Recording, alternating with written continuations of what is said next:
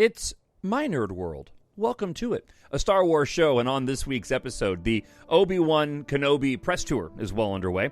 A lot of details coming out about the show that I will share with you this week.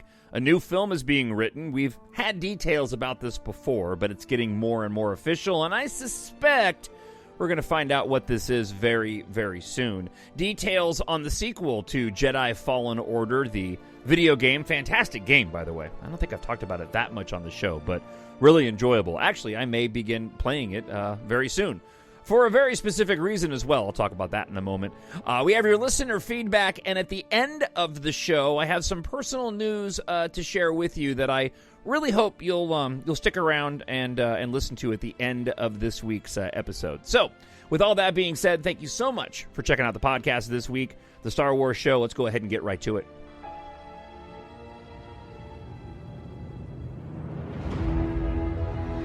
Nothing will stand in our way. I find your lack of faith disturbing. I will finish what you started. Who are you? I'm no one. There are stories about what happened. It's true. All of it. The Force. It's calling to you.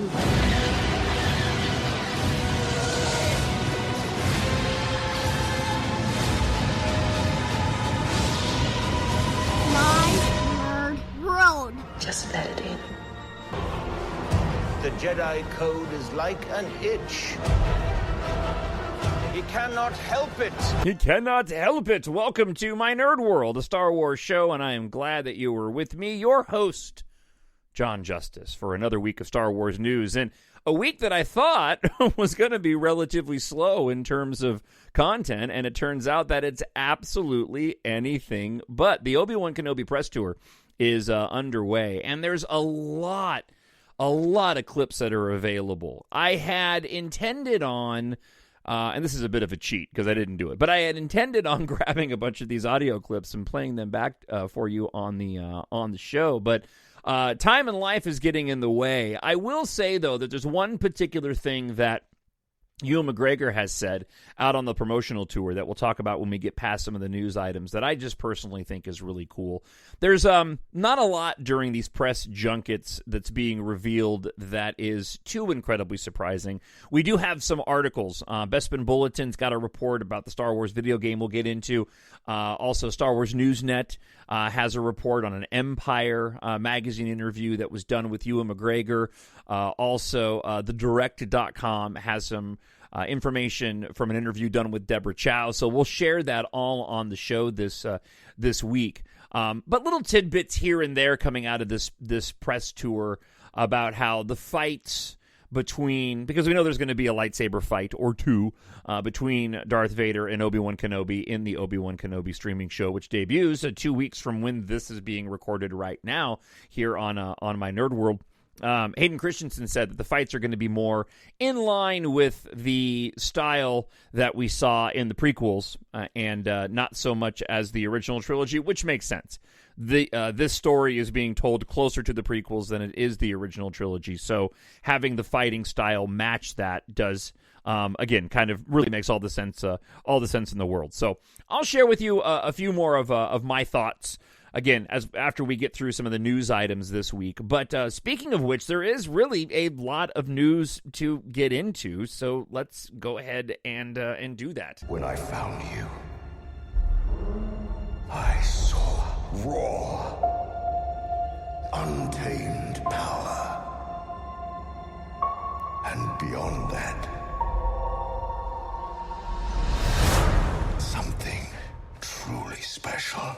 I gotta watch that again soon. It's been a little while. I did Force Awakens last week and Rise of Skywalker recently, but I haven't done The Last Jedi in a while. But I'm gonna have plenty of time to watch movies. I'll explain that coming up a little bit later on. But man, I love The Last Jedi. All right, first item that we're gonna dive into comes from a story out of Variety. Michael Waldron is currently focused on writing the Kevin Feige produced Star Wars spinoff.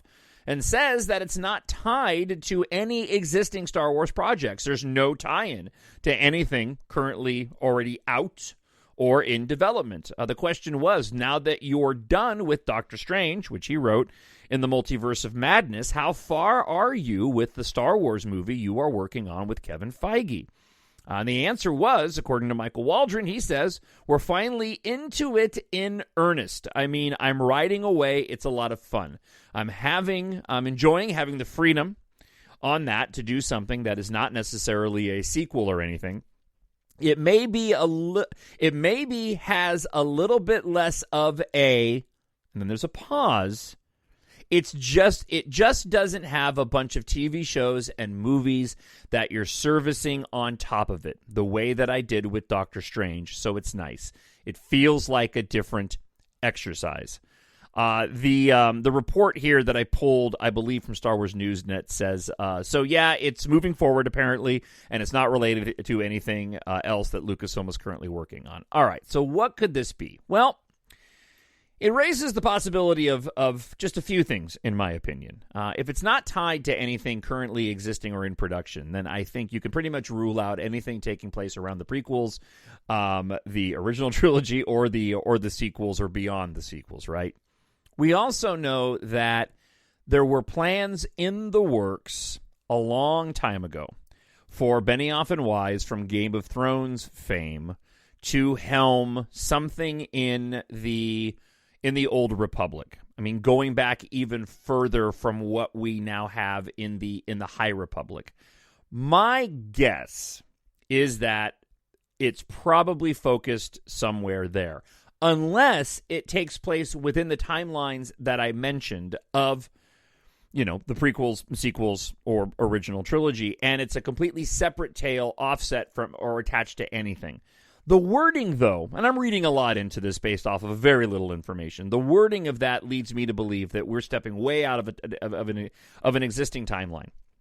And again, going back to something that we know Disney and Lucasfilm were working on, with contracts apparently being written, that be the Benioff and Weiss, it would make some sense that this would be going back farther than the High Republic to something of the Knights of the Old Republic era, or something way, way down the line, way, way, way before anything that we've seen so far. I've made this comment before, but I'll make it again here. I feel like it would be really interesting, and perhaps that's what this film is. Perhaps this is what Taika Waititi is working on as well. But I think it would be really interesting to see a single story created much in the same way that Lucas did, and then find out what happens after that. Meaning, how successful is it, and is it a strong enough foundation to build upon to continue telling stories like a series, a trilogy, if you will. It's a little weird because this sounds an awful lot like what Rian Johnson said he was going to be doing as well. When Rian Johnson's trilogy was announced, that was also supposed to be something that was set outside of what we know of existing storytelling. And we still don't know where Taika Waititi's movie lands in all of this. My assumption is that all of our, all of these questions will be answered at Star Wars Celebration, starting on the 25th, and the 26th, I believe, is most likely when we're going to end up getting the information about these films. I was listening to The Big Thing, Sith Council with Christian Harloff. They're now over on his Big Thing network, but that's where Jedi Council is, and he was speculating the same, that he anticipates a couple different movie announcements.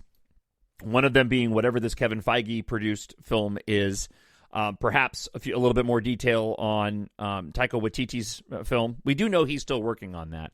And I'd like some clarity on whatever happened with Rian Johnson. Is that completely dead? Have they just basically put a pin in it?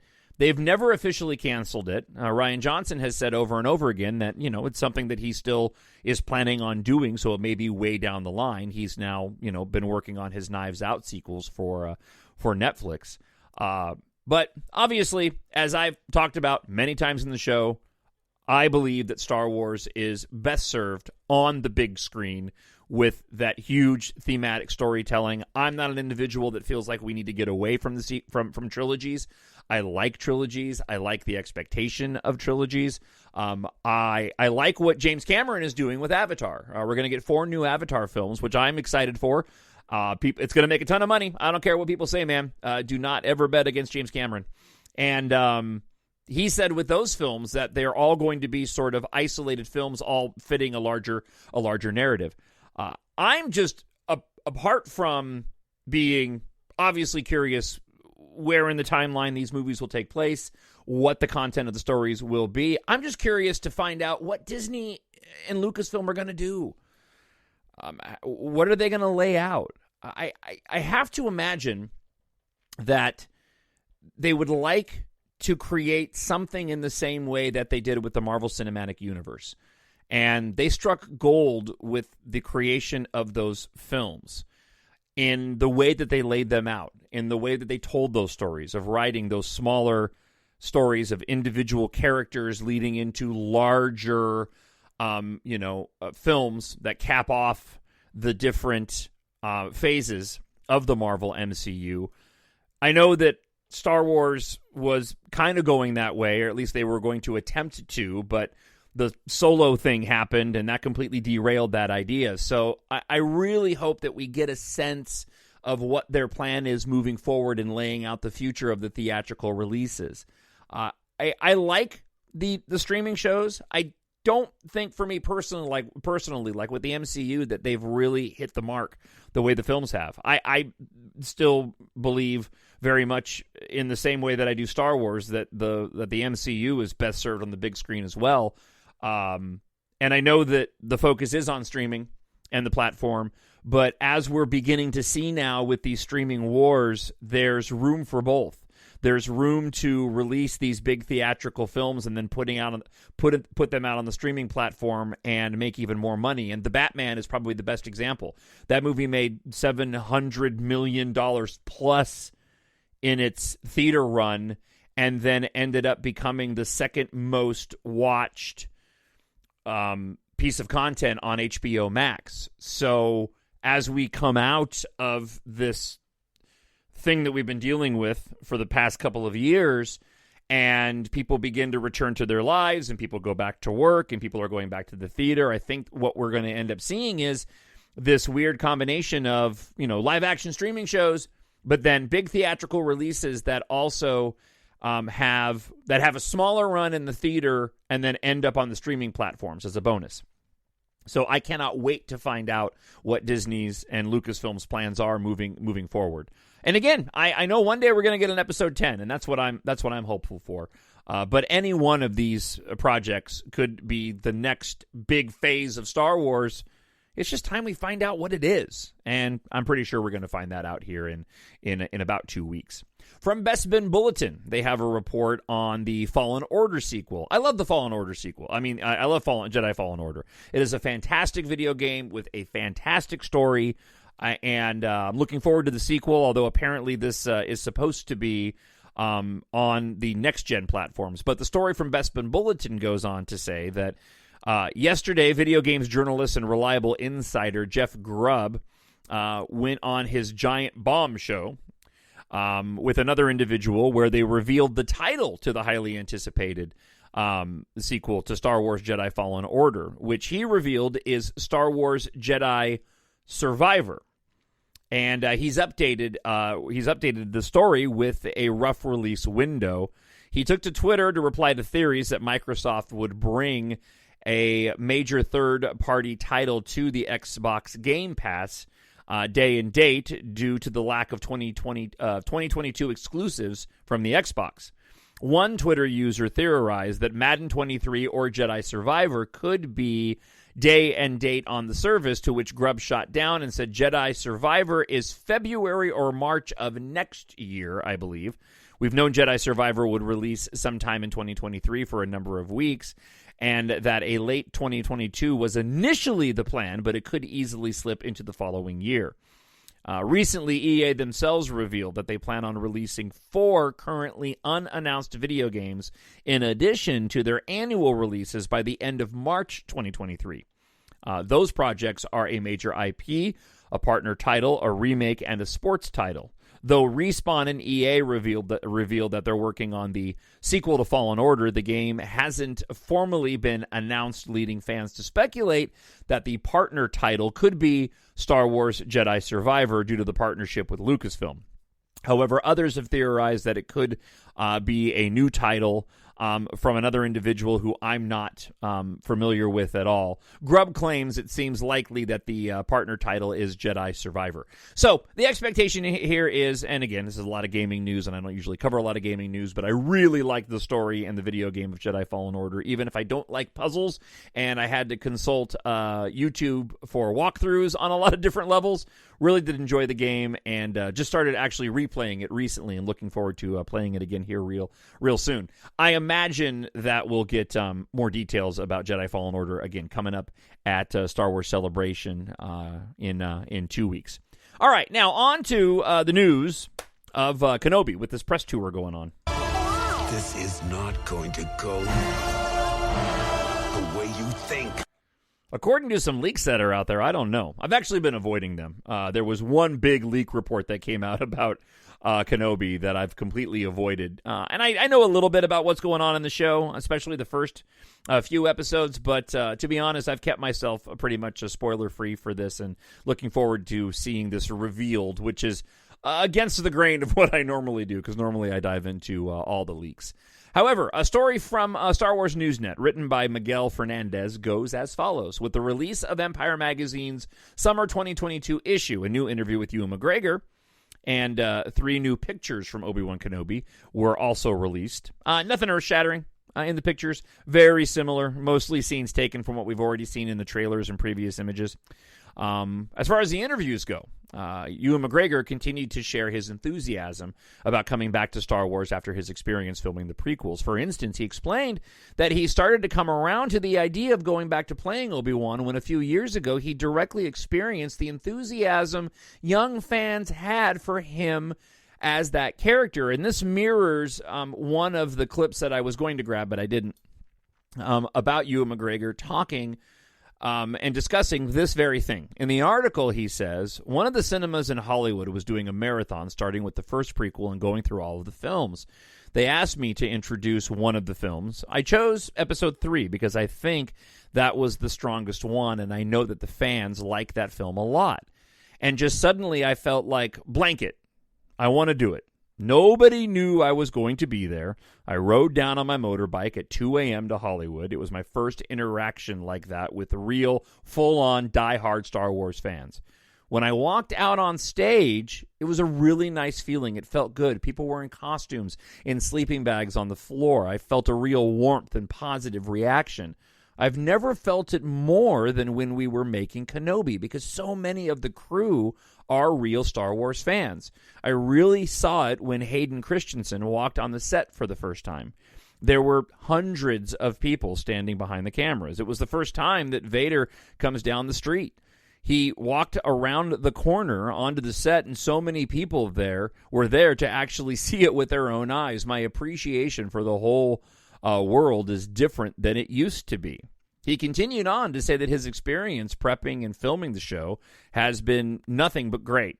I'm excited about people seeing Obi-Wan Kenobi. My whole experience of the series has been really good, right from when I started speaking with Disney years ago. They called me in because every interview I did, I was being asked 2 things. Would you do a Trainspotting? Would you do a sequel to Trainspotting? And would I play Obi-Wan Kenobi again? And I would start by saying, yeah, I think there's a story between episodes 3 and 4. I was asked so much that Disney got me in and said, do you mean it? Because we might do it. And I went, yeah. From that moment on, it's been a really positive experience. I was a producer on it, and I was loosely involved in notes and different drafts and story ideas and such, and that was very satisfying. McGregor was then asked about the project and how it came together from the moment that Disney said that they were interested in doing it too. And he says, it went through several different iterations. We were talking about it being a movie. I said, I think it could be a story about a man who's broken and lost his faith. And it could be quite dark. How does he get it back? That's where we started. Taking somebody we know is an example of what the Jedi stand for, somebody who was on the Jedi Council and is respected to take him to a place where we've never seen them before. He's guilt-ridden that he's lost Anakin to the dark side. All of his close spiritual friends, Yoda, everyone's gone into hiding, so he's lost. Stephen Daldry was going to direct for a time, but he was attached to direct a big movie and just couldn't do it. Then Deborah Chow became the director, and she took the project into different directions because of it became a series. And then the storyline shifted. She's got an amazing depth of understanding of that world. I don't know if it's because of her work on The Mandalorian, but she really knows the world inside and out. It's very broad now with the animations of the video games. I don't know what happened in episode 29 of The Clone Wars, but she does. Now, let me stop here real quick because I want to add something, because this is really interesting to me. This idea of where Obi-Wan Kenobi is, right? Taking somebody we know is an example of what the Jedi stand for, that he was on the Jedi Council, he's respected, but he's guilt-ridden that he's lost Anakin to the dark side. All of his close spiritual friends, Yoda, everyone's gone into hiding, so he's lost. I love how this mirrors the story that we got of Luke Skywalker in the sequel trilogy. And I think it really lends itself to that thing that often gets used as a meme, but it's true, how George Lucas told these stories and made them rhyme and made them familiar. It's something that I tried to emulate in my science fiction series. I wanted to capture that same sort of feeling where certain events kind of mirror other events as the story plays out. You make them different enough so that they're separate in and of themselves, but you can also see a reflection of them, within the stories from book to book. And I love the fact that here with Obi-Wan Kenobi, he's experiencing something that Luke Skywalker himself will have, end up going through down the line, decades later. And I really do hope that it perhaps, I don't have a lot of hope, not that it matters, but, I hope that for fans of Star Wars that didn't like the take of Luke Skywalker in the sequel trilogy, perhaps seeing this story told about Obi-Wan Kenobi will, maybe give them a little bit different perspective.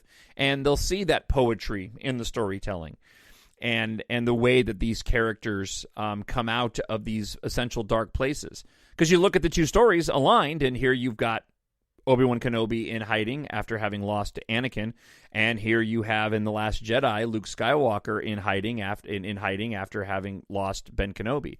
I just think that's really, really cool and unique storytelling that could really complement each other once we see the entirety of this limited series, as they say in their promotion, play out.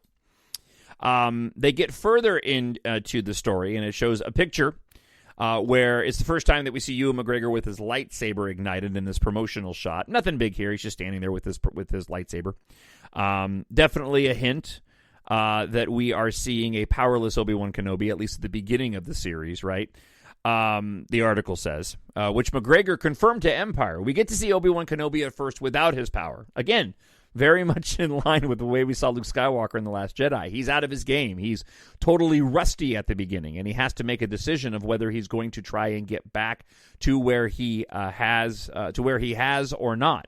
McGregor has teased in previous interviews that the character will have to make a decision at the beginning of the show based on an incident that happens, and that he'll have to decide whether or not he helps someone, which aligns with a lot of the rumors that we've heard. When asked about his reunion with Hayden Christensen, McGregor couldn't hold back his enthusiasm about reuniting with his old friend. And my gosh, the press photos of Hayden Christensen and Ewan McGregor are just absolutely fantastic. And again, to the comments that Ewan McGregor's been making and Hayden Christensen of going out and meeting fans, I just think it's awesome as an individual who always loved the prequels from when they were released onward. It's just fantastic to see both of these actors get the proper credit due to them, in my opinion, for what they did in those films. McGregor said this, however, about acting with Hayden Christensen again. We spent so much time together in Australia because we shot episode 1, 2, and 3 there. Episode 2 and 3 there. We were far away from home, and he was so young and passionate. He had a lovely relationship with my little, now 26-year-old daughter, Clara. I was so happy to see him again. When I knew he wanted to When I knew we wanted to have him in the series, we met in a park in Santa Monica, and we went for a long walk. It was during lockdown. We were outdoors with our masks. I got to see his eyes only. We walked and caught up on our lives. We hadn't seen each other for a very long time. On the set, it was like walking back in time. I was looking across at him playing these scenes, and it was like a time warp or something. Like the last 20 years didn't really happen. All of my personal feelings, because I love Hayden, were there. But also, all of the Obi-Wan feelings about Anakin were there, and it was pretty seamless. It's funny playing both a Renton again, Ewan McGregor's character in Trainspotting, and playing Obi-Wan Kenobi again. How it feels like those characters have existed somewhere in your brain, even though you don't know you're going to play them again. When you come back to them, they're the right age somehow. They come out like they've existed for the last 20 years somewhere, and it's because they're a part of you. A lot has happened to me in my life since I last played Obi-Wan. That's all part and parcel of it somehow. It gets muddled together. He also was asked about his fight scenes with Hayden Christensen as Vader, though he couldn't give many details about them. He simply said, "We had a great experience working together in the prequels, doing the fight stuff. I'm not going to talk too much about anything that Hayden and I might or might not do in the fight world. It might be that we continue some of that in this one. We'll see. I had a lot of fight stuff to do in the series in different ways, not necessarily always with the lightsaber." And the article wraps up saying, "Of course, we've already seen some of that in the trailer, whether it was Obi-Wan using his blaster in the middle of the desert, on a roof, or fighting a hand-to-hand with a Zabrak. We will probably have a better idea of what's going on after we watch the first 2 episodes of Obi-Wan Kenobi, again when they come out on the 27th, which is 2 weeks from now." Moving on to an Entertainment Weekly piece. They spoke with the Obi-Wan Kenobi Deborah Chow on the process of working certain details from other Star Wars projects into her show. With her previous work on The Mandalorian, she felt a responsibility to this universe and found it incredibly helpful for her next round of storytelling on Obi-Wan as she worked with the executive producers Dave Filoni and Jon Favreau. With regards to the canon material across various mediums, Chow made it clear that she didn't want to just retread or do the same thing again in order to keep the story fresh while also bringing in past plot points. She said, "Yeah, it was interesting, and I think for me, having gone through The Mandalorian, and thank goodness that I did, that it was really my introduction to the responsibility to this universe and how to tell stories in this galaxy. So it was so helpful having gone through that already before taking this one on. But there really is a responsibility to it. You want to respect the canon, but you also want to have your voice in the canon, and you don't want to just retread or do the same thing again." So there were definitely people that were extremely helpful. Lucasfilm has a great team that helps support that. But I would say that Dave Filoni was very pivotal for me, both in terms of The Mandalorian and in terms of the Star Wars of it all, as well as Jon Favreau. But Dave also was a touchstone and remains a touchstone for me in this series. Anytime I have a question about canon, I go to him. Chow also looked at Obi-Wan's state of mind following Anakin Skywalker's turn to the dark side, which she saw as something really interesting to get to explore in the series. With Order 66, now a decade in the past, Obi-Wan believing he killed Anakin on Mustafar and most of his close friends sort of gone or in hiding, the former Jedi Master is in a rough spot this time around. Chow said this, "At this point, both for him and for the galaxy, it's quite a dark period. And that actually made it really interesting to be telling a story in this period. It's a time when the Empire is ascending. It's post-Order 66, so most of the Jedi have been killed. A lot of them are being hunted by the Inquisitors. So it's a very dark time to be a Jedi, and most of them are in hiding or dead. So for him, at this point, 10 years later, we're dealing with post-Order 66 after Anakin, who he believes is killed, and then all of his friends. Going into more depth about the Inquisitors, Chow gave a taste of what to expect from them. Obviously, they're from Rebels, and it was really exciting to get to do them for the first time in live action. They're established characters and whatnot, so we brought them into the show, and it's largely because they were out there. They're Jedi hunters, so they're under Vader and Palpatine, and they're basically dark side wielders That's their primary purpose, to hunt Jedi down. Yeah, I've said it before, and I'll say it again. Obi-Wan Kenobi was not a show that I was desperate to get made, but now I'm as excited for this as I would be for a theatrical release. And it has the potential to really sort of change my opinion on where, Star Wars is best served. I think that this series could be something different than what we've seen already. That's not to say I don't love The Mandalorian. I really do. On a rewatch of the Book of Boba Fett, and certainly after watching the Disney Gallery on the Book of Boba Fett, I have a much better appreciation of that show than I did before. Hearing from the creators of that, especially Robert Rodriguez and Jon Favreau and Dave Filoni, and their approach to the character, it really has given me a better understanding and appreciation of what they were trying to pull off, and that they did pull it off. On the rewatch of the Book of Boba Fett, while I don't like it nearly as much as I do The Mandalorian, apart from those 2 Mandalorian-centric episodes, it is something that I will probably watch more often now because I have a better appreciation for it. This Obi-Wan Kenobi series, I think, really has the possibility to take the streaming aspect of it to new heights. And I think that Andor is also going to be an outlier that has the potential to raise the level that we've already seen, which is pretty great, of the streaming shows. So we'll see. I'm hopeful. I really have enjoyed pretty much everything that they've put out. And again, while I'm desperate to see Star Wars on the big screen again, and my theory that we potentially could be getting these first 2 episodes of Obi-Wan Kenobi on the big screen doesn't look like it's going to happen. There's a lot of possibilities here that I think could really, again, shift my attitude towards live streaming, and I hope that's the case. Because what I've seen so far of Kenobi, which isn't a lot, and I'm pretty sure it's just from the first few episodes, it looks pretty theatrical, and I'm really, really excited about that. As always, what do you think?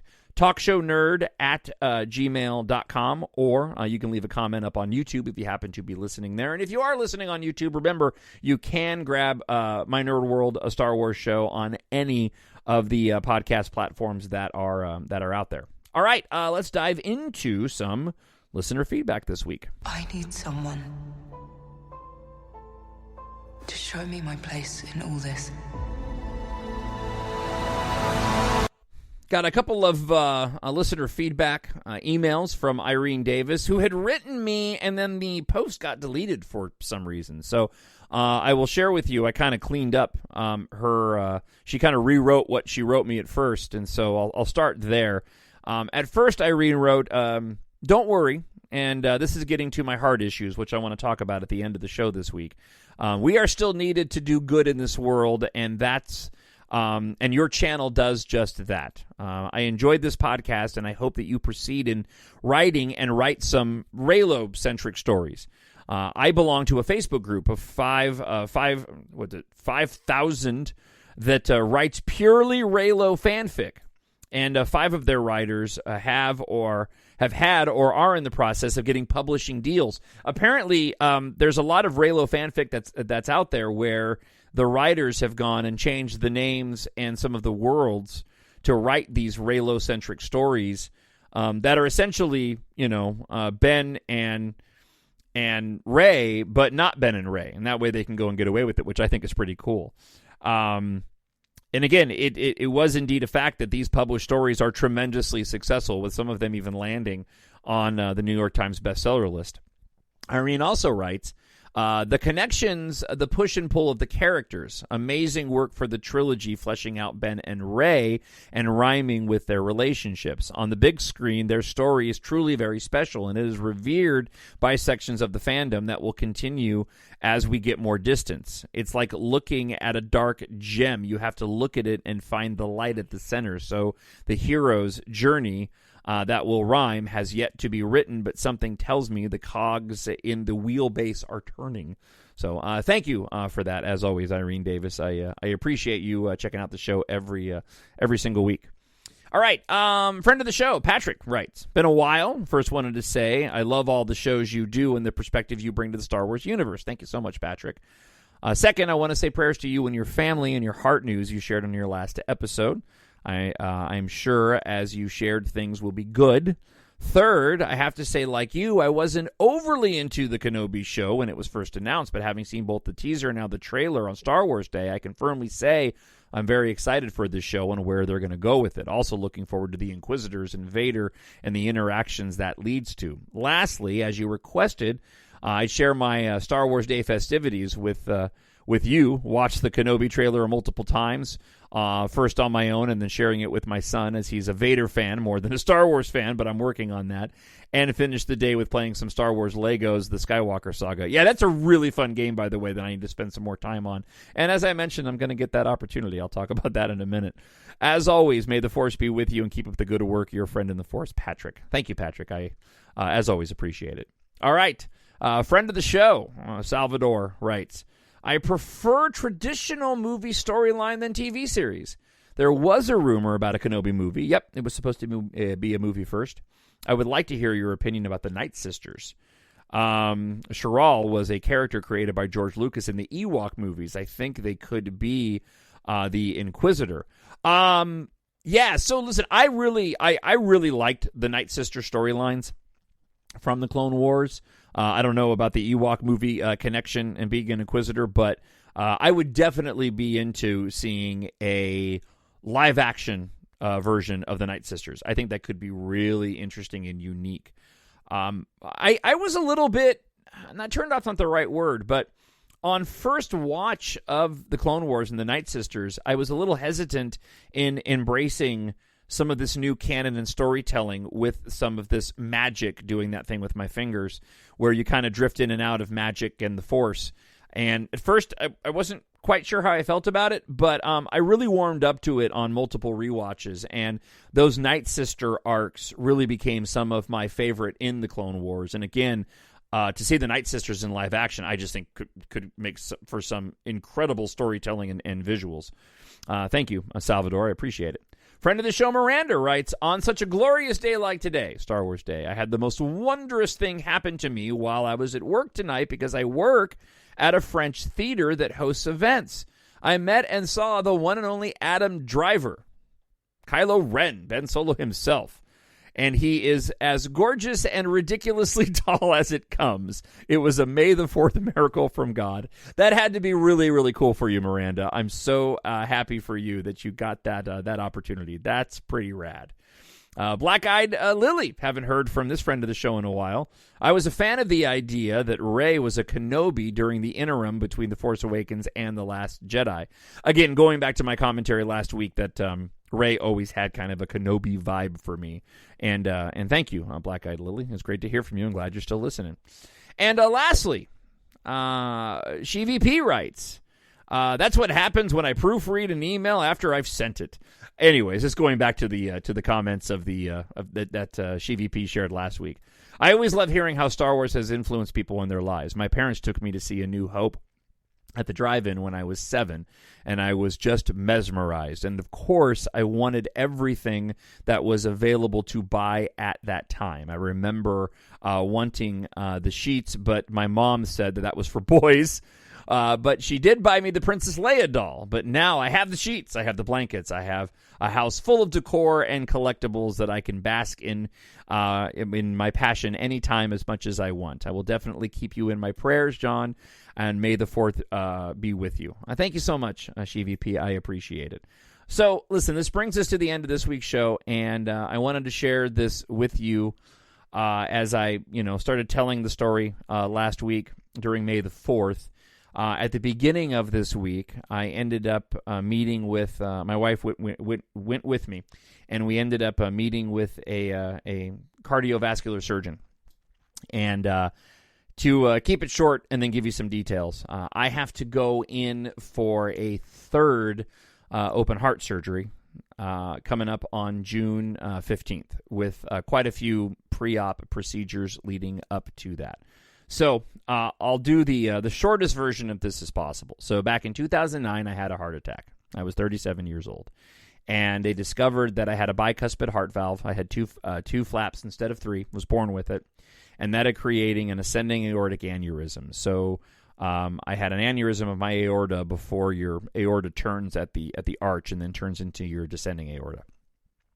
So in 2009, they went in and they gave me a mechanical heart valve, and I've mentioned this before, and they put a graft in. In 2012, it was discovered that the graft had a tiny hole in it and had leaked and created what they call a pseudoaneurysm next to my aorta. So I had to have a second open heart surgery, and they went in and allegedly patched the hole. Well, it turns out that my graft has been leaking, and it looks like it's actually been leaking or leaked for several years. I've had a series of tests going back to 2017 that all matched, showing that there was this pseudoaneurysm around my graft. And there was, I guess, a bit of a misunderstanding of why it was there and what was exactly happening. But upon further examination and getting a full CT scan, it was, we've determined that, yeah, there is indeed a leak, and it's created this pretty big pseudoaneurysm around that part of my aorta next to my heart. And it's actually so big it's pushing up against the back of my rib cage. There doesn't seem to be any immediate danger from it. It seems to be all contained. It's basically, not to be gross, but dried blood around my aorta. So I have to go in for a series of pre-op procedures. We have to have one coming up next week on Tuesday, where they're going to go in and pump dye into my heart to check the rest of my arteries, which we're fairly confident are all fine, good working order. All the tests that I've had shows the rest of my heart's functioning fine, including the valve. And then I have to have some labs and x-rays done at the end of the month. And then on June 15th, I'll be going into the University of Minnesota. And at 7:30 in the morning, they'll go back in again. And they will, oh boy, it's hard to talk about. They will replace the graft and hopefully leave the valve in place. If not, if the graft, it's determined the graft issue is going all the way down to the valve, they'll replace the valve as well. After that, it'll be about a week in the hospital to recover, and then roughly 3 weeks at home, at which time, though, I can do my radio show from home after a week or so, when I'm back up on my feet. A lot of the reason why I have to stay home is because of the medication I have to be on and for my sternum to heal. I've done this twice before, and I don't worry. I don't fear the recovery. Really, the only concern is just making sure that I get through the surgery, which I've done twice before. I've got two fantastic surgeons that'll be doing the work on me. I've got nothing but the utmost confidence in the healthcare that'll be provided to me. That being said, your prayers are absolutely welcome. And another thing that I will say, and I was hesitant to do this, but at the same time, I think if you need help, you ask for help. So I'm not going to put out a GoFundMe. My wife is a stay-at-home mom with our two kids, and I do well for the most part with the radio job that I have. However, this is going to cost me a lot of money in medical bills. I will not be setting up any kind of GoFundMe. If anybody wishes to help, I want you to get something out of that for that help. So, as no surprise, as I talk about on the show already, if you would like to help at all, I hope that you will, pick up a copy or copies of my science fiction series for yourself or somebody else. I already promote the books on the show. I do every single week when I do. It's part of the reason why I do the podcast, apart from my love of Star Wars, to promote my books. But at the same time, if you were wanting to help at all, I want you to get something out of it, or somebody to get something out of it. So purchase a copy of the paperback, hardcover, or audiobook for a friend or a family member. Again, treat yourself, as I say every week, or somebody with the gift of sci-fi. It's written for adults, but it's great for ages 11 years old and older. And they're available, again, in hardcover, paperback, and audiobook. If it's your first time listening to the show, this is a space opera. The first story takes place on Earth, starting with the Great Evacuation and leading into the rest of the series. And the book description for Book 1 goes as follows. As Earth faces its end, the fight to rule the stars begins. Taft Guardia picked the right day to upgrade his ship when fellow pilot Keith Amaro arrived needing help investigating a cryptic message left behind by her late aerospace engineer father. Unaware that an industrial accident inside Earth's largest supplier of civilian and military spacecraft has set off an apocalyptic chain of events, they make a shocking discovery. As war erupts during the global evacuation, Earth's evacuees stand upon the brink of annihilation. Realizing the significance of what they found, and with the help of a ragtag squadron of pilots, Taft and Keitha might be humanity's greatest hope for survival among the stars. Don't miss out on this 2021 Tale Flick Discovery Sci-Fi Award-winning series. If you like your sci-fi space opera epic, or know somebody who does, filled with romance and action, then Embark is the perfect book for you. And if you would like to help me offset some of the cost of these medical bills, I hope that you'll pick up or order a copy for a friend or family member who is a reader and likes sci-fi. Or just for yourself if you haven't already. And so many of you have purchased the books that listen to the show already. I'm greatly, greatly appreciated. But again, I know that I'm going to get through this, and I'll be better for it when I'm done. I want to be here for my family for as long as I can, and I know that this has to happen in order for me to do that. So I wish that I could go into the hospital right now and get it done. I'm actually bummed that I have to wait these 4 weeks. But it does give me the opportunity to see the first few weeks of Obi-Wan Kenobi at home, and also go see Top Gun Maverick and Jurassic World Dominion in theaters as well, which I'm excited about. And it gives me the opportunity to take some time off of work and sit on my butt and binge watch Star Wars and play video games, which is what I was talking about before, once I'm home and I'm feeling up to it. So, again, your prayers are appreciated, and if you want to support helping me pay my medical bills, pick yourself up a copy of EMBARK. It would really mean a lot to me. But I want people to get something out of it. I just don't want to put up a GoFundMe or do that. So, and I hope that doesn't come across. I was really, really hesitant in asking for that. But at the same time, I do promote the books every week. And perhaps they'll bring some joy into other people's lives while also helping me and my family out a bit financially with these bills. I've been through this twice before, and it costs a lot. So, all right. In the meantime, I'll still be doing the show, at least for a while. I'll be taking a break around the surgery, probably for a couple of weeks. But I'll certainly keep people posted on my social networking. So if you're on Facebook, Jon Justice, at the Jon Justice on Instagram. I now also have a TikTok, which is, I believe, the Jon Justice on TikTok as well. Why am I forgetting that? I'll take 2 seconds here. Let me pull it up. The TikTok stuff's kind of funny. I put together some rather goofy videos if we're interested in going and checking them out. Yes, the Jon Justice on TikTok. You can find me. And on Twitter, at the My Nerd World, at Jon Justice. I'll keep everybody posted on there as well. All right.